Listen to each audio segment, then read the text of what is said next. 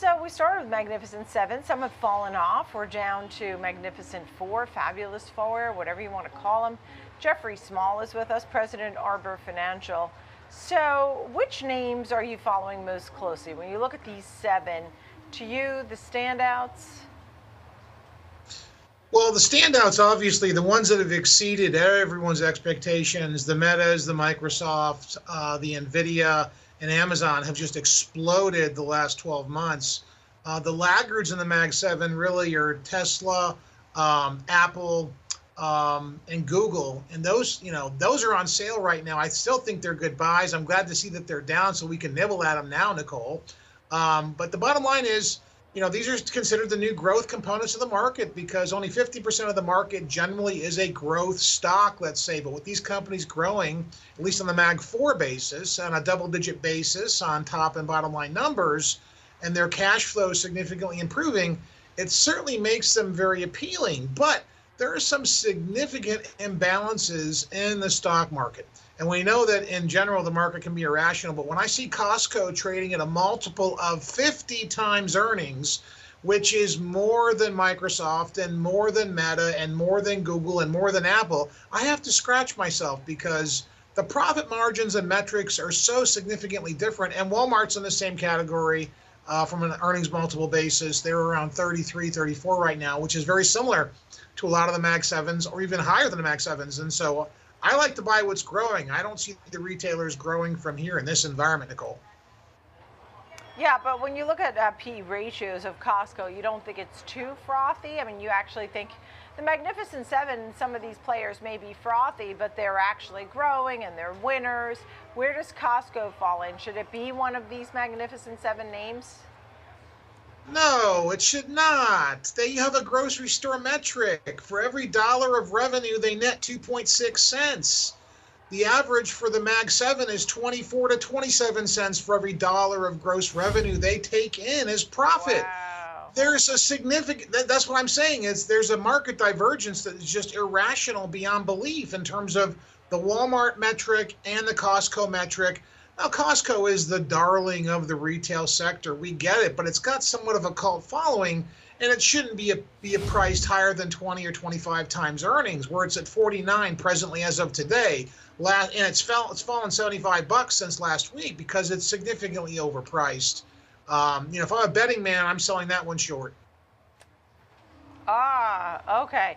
So they really, when you talk about what kind of margins they're bringing in, nothing and compared to these tech sort of related names. That being said, you did talk about some that were underperforming, right? You mentioned Tesla, Apple, and Google. Do you think those are opportunities? Would you step in and buy all three today? I think they're great opportunities. And if you look at the buoyancy of these stocks, you can see in the last day or two, they've hit the bottom from their recent fall. And they're starting to climb back up. And so now's a great opportunity to own Apple. It would be a generational mistake not to own Apple before they deliver their suite of AI products on their iPhone, which launches in June. Yes, they're having headwinds in China, and China's been a problem, but hopefully China will officially get their act together and stop being anti-business, which is probably a pipe dream, but we'll see what happens there.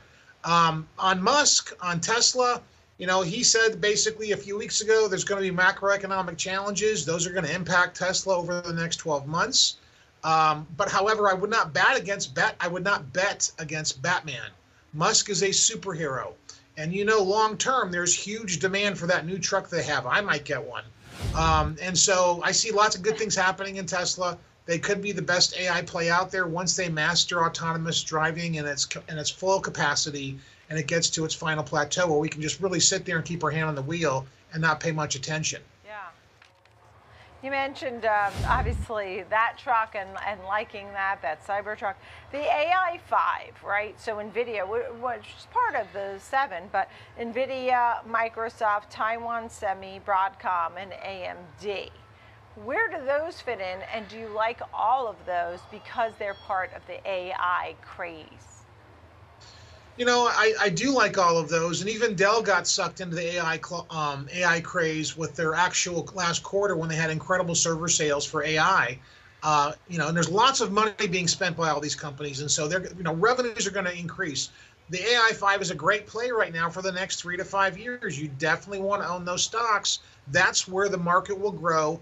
Those stocks will lead the market, and the rest of the market will get carried based on those stocks. Just like Nvidia has risen the market up this year, 7%. It's not the actual market growing, it's the leaders raising the market up, and that trend will continue as we get into a very different economic landscape, both demographically and economically, because we still see credit tightening. We still see more people leaving the workplace and entering it. And we still see interest rates being higher for longer, as we think we're going to be in a higher inflationary environment for quite some time, due to the fact that the global concert of central banks and countries are spending way more money than they collect. It's not so much the consumer as it is the concert of government and federalized spending domestically and nationally that's causing this excessive inflationary effect. I think that 2% inflation by the Fed as a benchmark is a pipe dream. Can we be there in 6 months? Probably. 6 months to 9 months, somewhere in there. Will it stay at 2%? Probably not. And what do you tell a 25-year-old who says, oh, I put some money aside, what should I do with it? What do you tell them? Well, I think they've got to buy what's growing, and that's the same stocks that we're talking about today, Nicole. Obviously they've got the luxury of time and they've got a long time horizon, so they want to buy what's going to be worth more in 5, 10, 15, 20 years. But they want to buy and hold, because the most amount of money can be accumulated by buying and holding a stock and giving it a chance to mature. Not by trading, not by shifting out annually. You want to buy what's growing now and what has good guidance now and hold on to those things. It's good to speak with you, Jeffrey Small. Thank you so much. President, Arbor Financial. Great to see you, Jeffrey. Thank you.